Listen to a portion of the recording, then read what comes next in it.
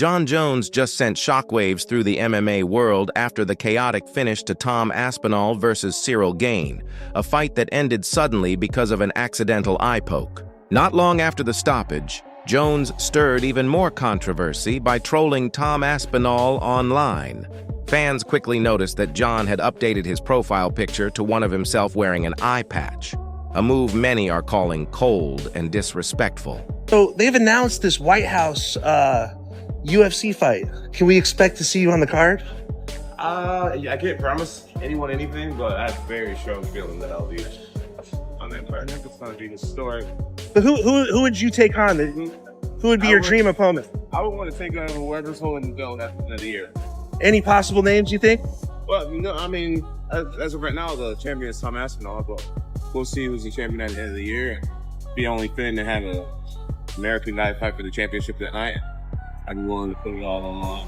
Nice. I guess the clarifying question then is, if Dana and Hunter do come to you after this fight, the figures make sense to you, would you then be open to fighting Tom Aspinall, or are you categorically thinking, he does nothing for me, I will not fight that guy? He does nothing for me. He does nothing for me. If you're a person that wants to see me really challenged, then I get it. 7 years younger, like 35 pounds bigger than me, right? I get it. It's like, wow, this Jon's so good. We finally found someone way younger and way bigger than him. Let's see how he does against that. I get that narrative. But for me, if you were my manager, if you were on my team, why not fight against Pereira, a guy who's the same age as you, and we walk around the same exact size? Business-wise, it makes more sense. Fight the, I'm gonna call him this, fight the nobody that may be more dangerous, or fight the guy with all the accolades who's incredibly dangerous, but it actually will affect your legacy. What if Jon eye pokes you? You know he'll do that, right? How are you going to deal with those oblique kicks? I don't know. I've not fought him yet, so I'll cross that bridge when I come to it. But for right now, I don't know. Tom Aspinall versus Ciryl Gane just took place in the main event of UFC 321, or did it really? Ciryl Gane eye-poked Tom Aspinall at the end of round one. We had a very competitive round of fighting that I thought Ciryl Gane was slightly getting the edge of, but Tom Aspinall was starting to find his timing on Ciryl. Landed a good right hand before the end, but Cyryl's jab was popping.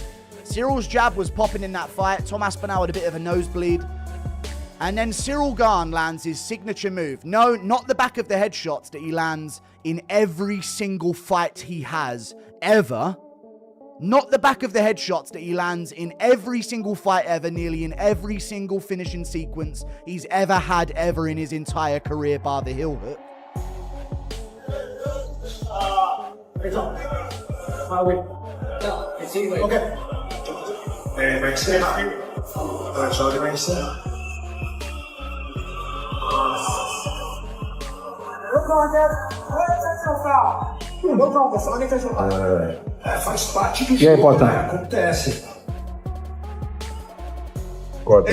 The timing couldn't have been more obvious.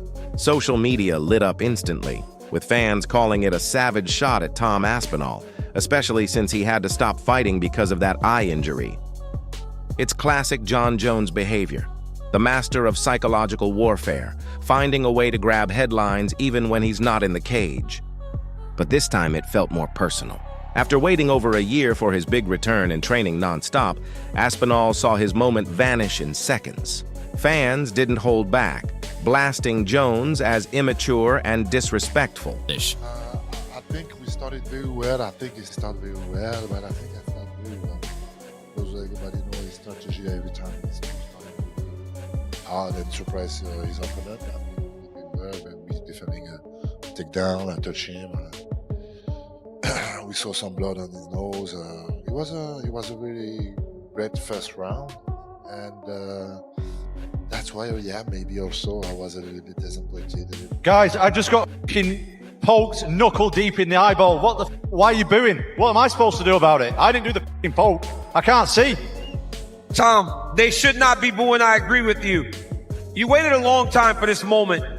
Talk to the disappointment of this being how it ends. This is bullshit. The fight was just getting going. In the octagon. And what we saw from Ciryl tonight was telling a different story than everybody thought coming in. Obviously, we don't know how the fight was going to play out, but he was looking We had a fight. Good. We had a fight. Real fight. Ciryl was aggressive. He didn't back up, and Tom was loving it. That's what I like the most. Tom is smiling like, yo, this is what I've been waiting for. Yeah. Someone to actually fight me. Hey, man, if this dude's eye is good, put him in December. Tom Aspinall versus Ciryl Gane has ended in a no contest. Ciryl Gane poked Tom Aspinall in both eyes, almost knuckle deep. Tom was fuming over this, and I cannot blame him. What a fucking nightmare. We've all been waiting ages for this fight, and for it to end like that is absolutely heartbreaking. What makes it worse is Gane was actually looking pretty sharp in that first round, and I was genuinely curious to see how it would all play out. This has been a complete shame. Some fans called it typical Jon Jones. Ruthless, calculated, and the definition of elite-level trolling. But just when everyone thought the drama was over, Jones took things up another notch. He jumped back on social media, this time setting his sights on Alex Pereira and calling for a White House super fight. That's right. Instead of focusing on the long-teased matchup with Tom Aspinall, Jon has completely shifted his attention to Pereira, who's coming off an impressive win over Magomed Ankalaev. Jones congratulated him on the victory, but made one thing clear: he wants that fight next. He promised to deliver the biggest spectacle the sport has ever seen, and with the rumored White House card already making headlines, it seems Jon is doing everything he can to secure his spot. And that's my own personal, he annoys me.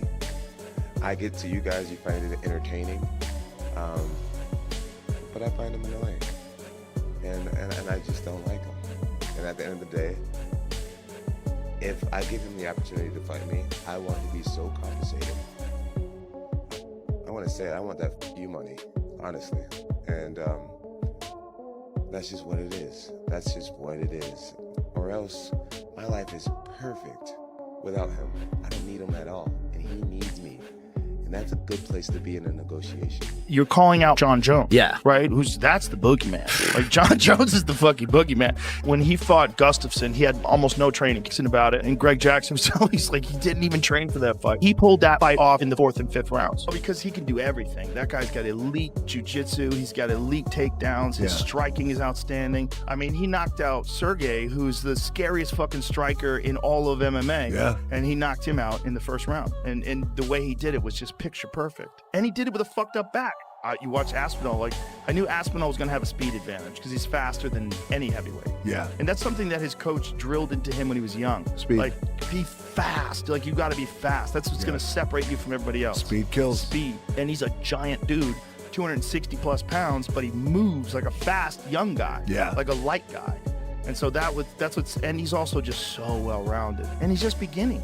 Yeah. I mean, that was really the first big test. Jon Jones has once again shocked the MMA world after the Tom Aspinall versus Ciryl Gane fight ended with an accidental eye poke. Just hours later, Jones changed his profile picture to one of himself wearing an eye patch, which many saw as a dig at Aspinall. Fans called it disrespectful, while others said it was classic Jon Jones, ruthless and strategic. Soon after, Jones called out Alex Pereira for a potential White House super fight, shifting attention away from the Aspinall rematch. Meanwhile, Tom Aspinall has stayed quiet, but everyone's waiting to see how he responds. Of what I just saw happen in a heavyweight title fight, the fight ended in a no contest between Tom Aspinall and Ciryl Gane due to an accidental eye poke. This is only the second UFC title fight in the 30-something year history of the company to end in a no contest. I mean, the arena was on fire. The stage was set for something magical to happen. You had two guys that were primed and ready to go and fight for the most prestigious prize in all of fighting. As Miles tries to strike back there and break stuff down, Liverpool got beat again today, so it's like becoming the norm. Every post-fight reaction, Liverpool's getting beat. But the stage was set for something amazing to happen. And we got what was one of the most anticlimactic finishes I've ever been a part of, but what we got up to that point was amazing. What we got to that point was very telling. What we got to that point was we got the opportunity to watch the two best heavyweights in the world fight for the championship. in the UFC, right? Jon Jones isn't here. Francis Ngannou isn't here. The guys that we had in there right now are the 2 best in the world. Fans are now questioning whether the UFC will let Jon Jones avoid Tom Aspinall again, or if Dana White will finally step in to make the matchup everyone's demanding. One thing's for sure, Jon Jones has fully embraced his villain era. Whether it's a super fight with Alex Pereira at the White House or a grudge match with Aspinall, the heavyweight division just became more unpredictable and dangerous than ever.